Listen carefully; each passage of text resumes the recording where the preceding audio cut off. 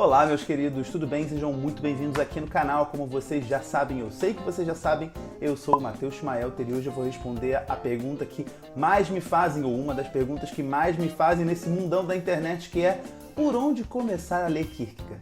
E eu vou dar essa dica não através da obra completa do Kierkegaard, mas daquilo que nós temos acessível hoje nas livrarias em português. Em português traduzido no Brasil, é claro, porque nós temos outras obras traduzidas em Portugal, mas que não são tão acessíveis, costumam ser bastante caras porque têm que ser importadas. Então eu vou dar dicas para vocês das traduções que nós temos aqui no Brasil, todas elas, a melhor tradução que a gente pode ter, feita pelo professor Álvaro Valls, da Unicinos, no Rio Grande do Sul. E no final eu ainda vou dar para vocês uma diquinha especial, um bônus nesse vídeo para além das obras de Kierkegaard. Então, vem comigo! Eu separei esse vídeo em algumas categorias, né? Porque você pode começar Kierkegaard de maneira geral, né? Você só é um interessado, você quer conhecer muito daquele pensador por ele mesmo, sem nenhum interesse específico. Mas um psicólogo, um teólogo, um filósofo podem ter interesses mais específicos, estão em busca de modos mais específicos de trabalho que podem interessar mais diretamente. Então eu vou dar algumas dicas de como começar Kierkegaard de acordo com cada uma dessas categorias. Em primeiro lugar, se você quer começar Kierkegaard de uma maneira geral, eu recomendo a dica do grande pesquisador, professor francês Henri Bernard Vergote, que indicava que deve-se começar Kierkegaard a partir da sua tese sobre a ironia. Então, o conceito de ironia, primeira obra traduzida aqui no Brasil inteira, né, do Kierkegaard, é essa obra aqui que foi publicada em 1991. Então, o conceito de ironia é uma obra importante para começar o Kierkegaard, porque, de acordo com o professor Henri Bernard Vergote, claramente eu concordo com ele, ali aparece tudo, né? De alguma forma, mesmo que embrionário, como uma sementinha plantada que vai produzir. O conceito de ironia, você encontra o que ele chama de um método. Então, começando o Kierkegaard pelo conceito de ironia, você vai ter o início desse pensamento já sendo desenvolvido, né? E quando for ler outras obras depois, você vai perceber que você já viu aquilo ali em algum lugar, e que esse lugar era o conceito de ironia. Então, se você quer ingressar na obra do Kierkegaard para conhecer ele na sua totalidade, eu recomendo o conceito de ironia, constantemente referido a Sócrates, tese de doutorado do Kierkegaard. Mas bem, se você é um psicólogo, um estudante de psicologia, está interessado no Kierkegaard pela via da psicologia, a gente sabe que o Kierkegaard é um pensador que tem uma psicologia muito profunda, ele tem pelo menos 4 obras que tem o termo psicológico no seu subtítulo. Então, por onde você deve começar? Eu tenho muitas ressalvas em dar essa dica, porque é certamente a obra mais difícil do Kierkegaard. Pelo menos a mais complicada, por causa do método que ele utiliza. Essa complicação não é uma falta, uma dificuldade, é de propósito. Então acaba sendo um livro que muitos pesquisadores internacionais dizem que em vários textos ele é incompreensível. Essa obra é O Conceito de Angústia. Foi publicada aqui no Brasil em 2007, também em tradução do professor Álvaro Valls. A minha edição é de 2013. Né? É uma obra em que você tem um grande aprofundamento psicológico, a questão central é psicológica, a ciência, vamos dizer assim, principal da obra é a psicologia. O Kierkegaard está interessado em entender qual é a condição psicológica que possibilita o pecado original. Né? Isso é, de imediato, a questão da obra, e conforme você vai lendo, você vai se aprofundando nas propostas psicológicas. Nós temos grandes acadêmicos brasileiros da psicologia trabalhando Kierkegaard em O Conceito de Angústia. Mas bem, digamos que você, então, não quer só começar a obra por interesse, não é psicólogo, mas é um teólogo. Se você é um teólogo, eu tenho algumas dicas para te dar sobre de que maneira pode ser interessante começar Kierkegaard a partir das obras que nós temos acessíveis nas nossas livrarias brasileiras. E a primeira obra dessas, né, se a gente estivesse falando da obra do Kierkegaard em geral, da obra completa, talvez eu recomendasse outras obras, mas dentro das possibilidades que nós temos aqui, eu recomendo em primeiro lugar essa obra aqui, As Obras do Amor, algumas considerações cristãs em forma de discurso. Nessa obra ele escreve vários discursos, não é uma obra pseudônima, é uma obra assinada pelo próprio Kierkegaard, assim como o conceito de ironia. E aqui ele vai escrever diversos discursos considerando as obras do amor. Né? Um pouco lembrando o Banquete do Platão, que eles discursam sobre o amor, e o Sócrates ainda critica, que eles estão falando dos atos do amor, ou das obras do amor, e não do amor em si. O Kierkegaard, então, traz considerações cristãs sobre as obras do amor. E é uma obra muito interessante, vou abrir aqui para ler para vocês, porque alguns títulos são muito interessantes. Desde do que seria esperado, né, que é sobre a questão de tu deves amar o próximo, em que ele discursa sobre cada ênfase da frase em 3 discursos diferentes. E tem um discurso muito interessante nessa obra, que é o penúltimo discurso da obra, que se chama A Obra do Amor, que consiste em recordar uma pessoa falecida. Então ele fala também do amor a uma pessoa que já morreu. Então, as obras do amor, se você está interessado em questões teológicas, em pensar teologicamente com esse autor, é a primeira recomendação que eu te dou. A segunda recomendação para teólogos que querem se aproximar de Kierkegaard, das obras que nós temos aqui, eu recomendo Os Discursos Edificantes em Diversos Espíritos. Foi publicado em 2018. Não é a obra completa do Kierkegaard que tem esse título. Essa obra ela tem 3 partes e foram traduzidas apenas 2, mas 2 partes muito valorosas, 2 partes muito profundas. O livro não fica incompleto por causa disso. Cada discurso é independente em si, né? Claro que pode-se traçar muitos paralelos. São os primeiros discursos edificantes do Kierkegaard publicados em português direto do dinamarquês, né? Apesar de não ser o livro completo, os discursos estão completos que contém aqui. Então é uma obra muito relevante porque os discursos edificantes são muito pouco conhecidos por aqui. Inclusive eu falo uma coisa, eu já recomendei também começar o Kierkegaard pelos discursos edificantes, e isso explica um pouco do porquê que eu vario nas minhas respostas. Eu vou falar mais disso pro final do vídeo. Então, discursos edificantes em diversos espíritos. Tem um discurso que parte do texto dos Lírios do Campo e das Aves do Céu, a famosa passagem do Evangelho de Mateus, e um belíssimo conjunto de discursos chamado Evangelho dos Sofrimentos. Fundamental, acho que todo teólogo tinha que ler. A terceira obra que eu indico para quem quer olhar o Kierkegaard a partir de uma perspectiva teológica é uma obra muito interessante, porque foi aqui os teólogos alemães que estavam em crise com a igreja receberam na Alemanha. Então foram as primeiras obras a serem traduzidas do dinamarquês para o alemão.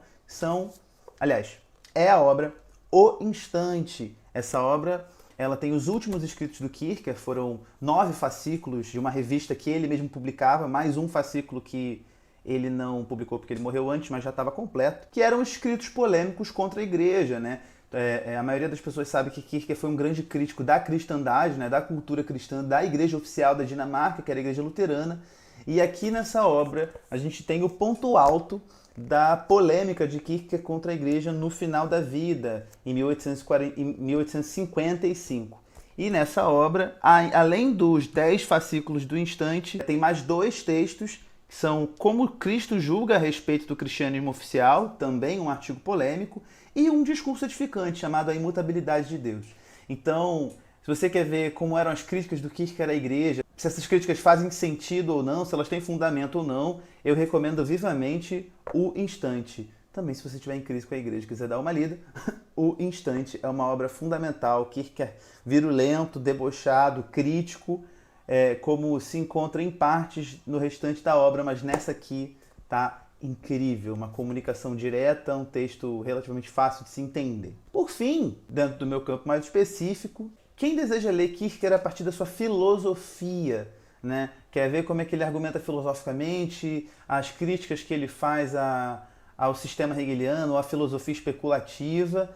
É isso aqui que eu vou recomendar para vocês. Em primeiro lugar, a obra que eu já recomendei, recomendo aqui também para quem quer ter um início filosófico, especialmente se você é interessado em filosofia antiga ou na filosofia socrático-platônica. Eu te recomendo O Conceito de Ironia, né? Uma excelente introdução, um excelente modo de começar aqui, e um excelente modo de enxergar o seu pensamento filosófico num formato um pouco mais acadêmico, né? Ainda que sendo irônico. Todos os jogos de linguagem ali que o Kierkegaard faz, é uma obra que dialoga com vários pensadores, dialoga muito com Hegel, é um Kierkegaard um pouco mais hegeliano, concordando com Hegel em detrimento de outras coisas e fazendo uma análise da ironia.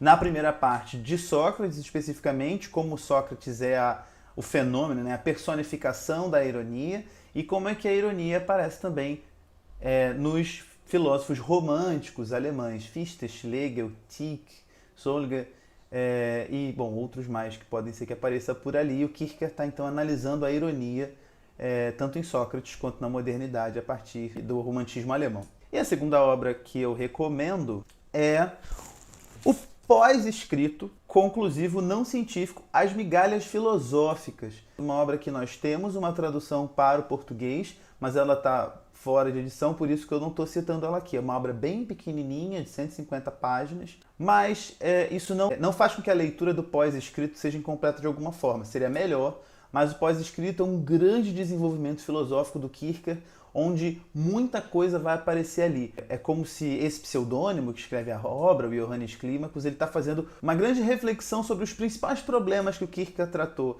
desde as suas primeiras publicações em 1843 até 1846. Então, o pós-escrito ele é bastante plural, porque ele aborda o problema do cristianismo, que é o problema fundamental da obra, mas aborda as críticas ao pensamento especulativo e aborda também uma análise interessante das obras dos pseudônimos de Kierkegaard, né, que é muito legal. É uma obra em 2 volumes, uma obra bem robusta, com mais ou menos 650 páginas, mas que não é uma leitura cansativa, é uma leitura muito atrativa, apesar de sim ser bastante complexa, porque é o pensamento do Kierkegaard sendo desenvolvido ali de maneira filosófica através do Johannes Climacus, o pseudônimo autor da obra. Se vocês quiserem outro vídeo de dicas abordando a obra completa do Kierkegaard, deixa aqui nos comentários que eu faço para vocês. Por que eu vario muito nas recomendações das obras de Kierkegaard? Porque Kierkegaard é um autor muito plural. Kierkegaard é um autor que não é sistemático, então ele não está escrevendo sistematicamente uma teoria. Ele não está construindo uma teoria nas obras dele para que a gente leia e compreenda. Não é um professor como um Hegel ou como um Heidegger. Ele tem um método de comunicação muito específico, que ele chama de comunicação indireta.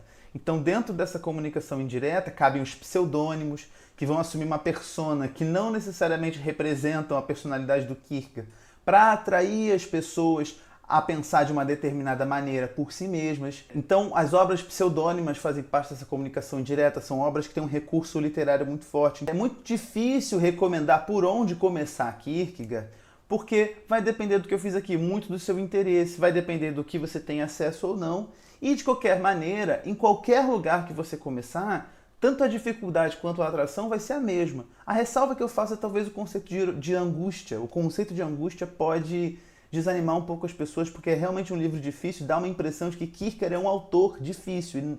Ele é um autor difícil, filosoficamente falando, mas é de uma leitura muito agradável e muito provocativa, né? Então, eu recomendo muitas vezes os discursos edificantes, porque são assinados pelo próprio Kierkegaard, e apesar de terem um cunho abertamente religioso, são obras filosóficas onde as principais categorias filosóficas do Kierkegaard também estão aparecendo ali, de uma maneira um pouco mais direta, de uma maneira que é problemático o que eu vou dizer agora, mas que pode representar um pouco mais a sua intenção enquanto autor, né? Ele diz que entrega com a mão direita os discursos edificantes, enquanto entrega com a mão esquerda os discursos pseudônimos. Então, eu considero sim uma recomendação, assim como considero começar por essas obras que eu falei aqui. Isso vai sempre variar, vai depender muito das possibilidades de cada um e de como cada pessoa vai se relacionar com o livro. Na dúvida, se você quer começar Kierkegaard, sei lá, só tem um livro, pega esse e lê. É a dica que eu sempre dou, né? As dúvidas vão sempre surgir nas obras, mas com o tempo e o interesse que você vai desenvolvendo, você vai conhecendo esse autor. Porque no fim das contas, o Kierkegaard é uma totalidade. O ideal mesmo é ler a obra completa e entender que existe um projeto ali. As obras não são absolutamente isoladas umas das outras. É uma atividade existencial, de fato. Mas bem, dada essa pequena explicação, por fim, eu queria dar uma dica de um livro que foi lançado recentemente pelo querido professor Jonas Oz, da Universidade Federal de Juiz de Fora, um grande pesquisador, muito capaz no que ele propõe, muito talentoso. Ele lançou um pequeno livro introdutório, saiu esse mês, que é o 10 lições sobre Kierkegaard, da editora Vozes. É um livro muito baratinho, o livro de capa dele é um pouquinho mais de R$15, a editora está vendendo com desconto no site da editora Vozes. É um livro bastante introdutório, você vê que ele é bem pequenininho, né? É bem pequenininho, cabe na mão. 140 páginas, vai abordar as principais categorias de Kierkegaard. Então, se você está com medo de abordar o autor, dica, nunca tenha medo de abordar o autor, vá no autor. Mas se você quer ler alguma coisa antes, quer se sentir um pouco mais preparado, ou já conhece Kierkegaard, mas tem alguma dificuldade, eu recomendo o 10 lições sobre Kierkegaard.